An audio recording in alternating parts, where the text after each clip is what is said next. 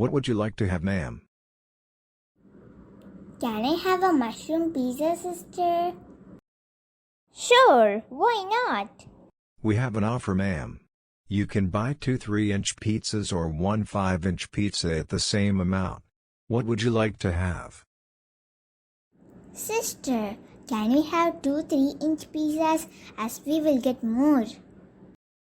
No, 1 5-inch pizza is larger than 2 3-inch pizzas. But how? Okay, I will explain you. First, let's find the diameter. For the 5-inch pizza, the diameter would be 5 inches, and for the 3-inch pizza, it would be 3 inches. As we know the diameter, now let's find the radii of the pizzas. The radius for the 5-inch pizza would be 2.5 inches, and the radius for the 3-inch pizza would be 1.5 inches. The area of a circle is equal to pi r square. Now, let's find the area of the 5-inch pizza.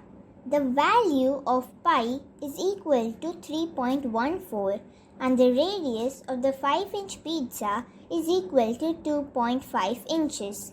Now, we need to substitute the values in the formula pi r square. So, 3.14 into 2.5 into 2.5 is equal to 19.625 inches. Now, let's find the area of the 3-inch pizza. The value of pi is equal to 3.14 and the radius of the 3-inch pizza is equal to 1.5 inches. Now, we need to substitute the values in the formula pi r square. So, 3.14 into 1.5 into 1.5 is equal to 7.065 inches.